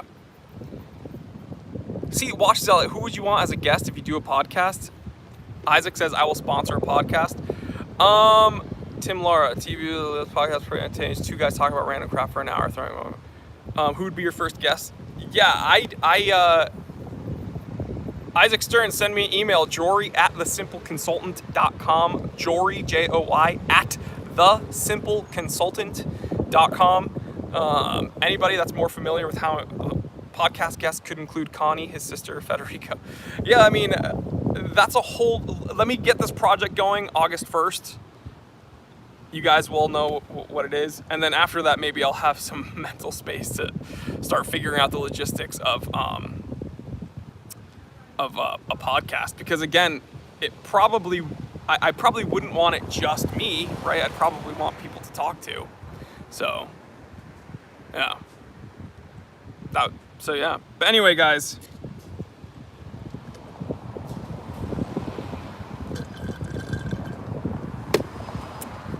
Yeah. Unfortunately, I'm done with my coffee, guys. But this has been an awesome 110 minutes. Anybody that's interested in a podcast that kind of has ideas or is more familiar with that space can send me an email, jory@thesimpleconsultant, and we can talk about the logistics of doing that and maybe what you'd like to see. If you just want to comment here, if you're watching it live or if you're in the playback, you can let me know in the comment section what you'd like to see, what type of podcast you'd like, what you imagined it would be, and what type of content you'd like. And yeah, William J says hit the like, so you got to do what he says. Illuminati didn't stop by today, which I'm kind of bummed about, but maybe he didn't get notified. Anyway, guys, thank you for all my regulars. I absolutely love you guys. We got some new channel members today. We got some super chats. You guys are so supportive as always. Thank you so much. What do I always say, guys? What do I always say? It's not that I forgot, but I just wanted. Do you guys remember? What do I always say? Get out of your freaking comfort zone. Okay? Starting a channel was kind of difficult here. It was kind of difficult here and difficult here in my heart because it gave me some anxiety. You know, people are always scared of being judged by other people. Getting out of your comfort zone is absolutely well worth it. But guys, putting out videos just to have people, judge you one way or another, it's a little bit uncomfortable, but it changed my life, okay? But it changed my life in the grand scheme of things. I get to hang out with hundreds of people every week. Thousands of people every week, but every weekend I talk to you guys on the live stream. And Stephen Elias with the super chat, thank you so much. He says, here's my free super chat for the month. YouTube Premium gives them. Thank you so much, man. But yeah, it was kind of Pedro Castro. Why do you never read my comments? I just did. It's nothing personal, guys. If I miss your comments, I'm sorry. But honestly, I love each and every one of you. Let me just finish what I was saying, okay? Because I need to say it or else it's gonna bug me. Getting out of your comfort zone. What you want is like outside of your comfort zone. If you're still scrambling to maintain this base of comfort, you're doing it wrong, okay? I get judged on a daily basis. I get people writing the meanest stuff about me like on a daily basis, but guess what? I get even more people writing to me like the most supportive comments in the world because you guys freaking rock. The Watch Zealot just gave me a super chat to buy myself a decent toupee. I'm not wearing my toupee right now, so my hat is on. But yeah, seriously, you guys make it all worth it. You guys rock. So get out of your comfort zone. That's number one. Number two, you got to tell someone you love them. You shouldn't go a moment without telling someone you love them, even if you're having a bad day, if you feel kind of down, if you're down in the dumps, if you woke up on the wrong side of the bed. Sometimes telling someone else you love them makes your day even better. So I'm going to start this off. I love each and every one of you. Thank you so much for checking out my content and being supportive and hanging out with me. You guys don't have to spend 113 minutes with me every weekend, but you do, and you rock. And again, guys, just a real quick shameless plug. If you are a new watch collector and you're looking for some guidance, I literally have a playlist that says, videos for new watch collectors. People want me to take my hat off. I'm just kidding, guys. I am wearing my toupee. I'm still wearing my toupee, guys. But guys, seriously, all jokes aside, I love you, and you changed my life, and you gave me some purpose. You helped me out learning about, time management, and you taught me even more about business, and yeah, so you guys rock. So from the bottom of my heart, thank you. All right, guys, have a great weekend. Saturday, Sunday, whatever day it is that you're watching this, stay blessed, stay safe. Just enjoy life. And I will see you on Monday with another watch review. Stay tuned, August 1st, huge announcement for the Time Teller channel. And yeah, I guess we're gonna be starting a podcast. And I don't know. Are we gonna do that? I don't know. All right, guys, I'm Jory Goodman, the Time Teller. Always remember, I didn't invent time. I just tell it. Stay blessed, guys. Have a great weekend.